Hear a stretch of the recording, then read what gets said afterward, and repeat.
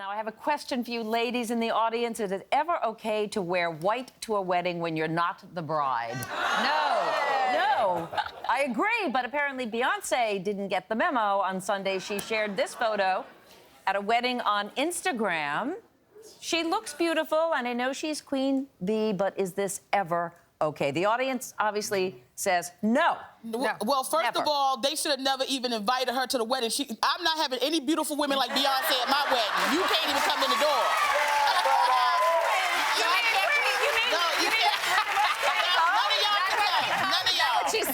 But here's the question, though. I mean, can we see the picture again? Yeah. Is that white and gold or black and blue?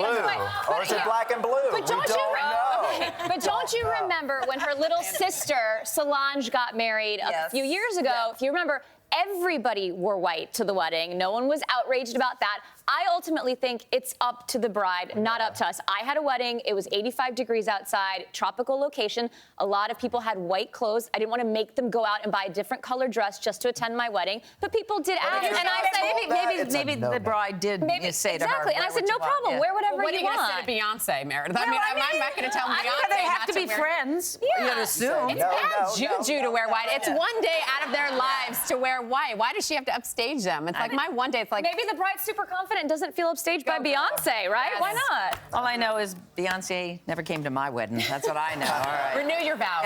Megan deserves some congratulations. She wrote an article. It came out on Cosmo.com. Titled The Most Annoying Questions Moms Get Asked. Actually, a great article. So what is the annoying question? You know what? The article for Cosmo, the most annoying question I used to get as a stay-at-home mom was, what do you do? When you go to a party or something. When I go to a party, it was like, you know, people you don't know, like, what do you do? And I would be like, I used to be a news producer, but I chose to be a stay-at-home mom, and I would fumble, and I would get nervous to tell them what I did. I'm a mom, and I don't know why. At the beginning, when I used to answer the question, I didn't know why it made me so nervous, but I felt irrelevant in a conversation, meaning I always talked about my kids. And Did people make you feel irrelevant? Yeah, some people would walk away and be like, meaning, oh, that's great, and walk away, or I'd sit at a dinner party and someone else was interesting next to me that had a fancy job or something. And then one day I woke up and I said, you know what, moms, that is a job in the sense that we're either CMO, CEO, CFO, the short order chef, the chauffeur, everything. And we wear a lot of hats. We wear a lot of hats. And this is irrelevant. I'm here because I'm a mom. Right. This is a job. And, you know, I talk about my kids every day, and it's important because moms have a voice. And that was the point of the article. Being a good mom is one of the hardest things you could do, being a good mom. Yes. So thank you very much. Do you want to hug first? Do you want to hug first?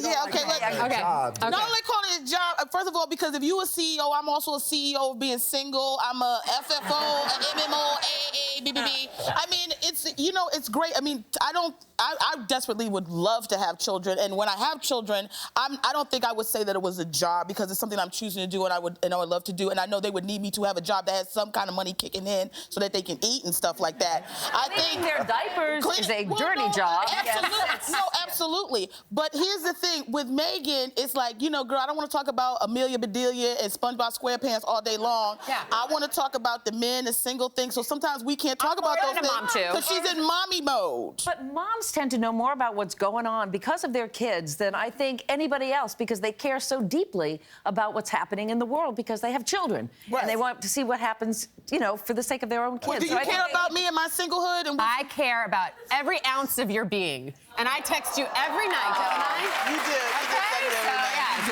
You want to get in there? Well, it was a great article, and it's very thought-provoking. Thank you for sharing it, Megan. You're welcome. All right. This is a twist and a turn here. Is there such a thing as an ugly dog? No.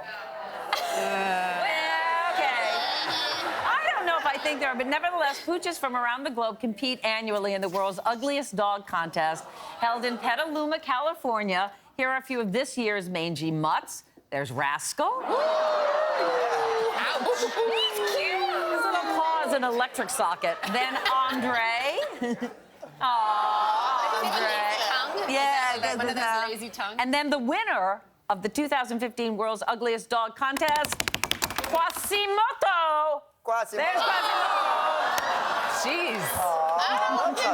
He looks like a hyena. I think he's so sweet. What do you think? And I think it's important that this is happening because oftentimes when you go to a shelter, all of the cute, like, little adorable puppies get adopted first, and then these dogs are left behind. I have a friend that will adopt any, like, blind, three-legged dog on the planet because people don't want them. So this is adorable. Those Beauty is in the eye of the beholder. Absolutely. Yeah. They look better than some men that I've dated.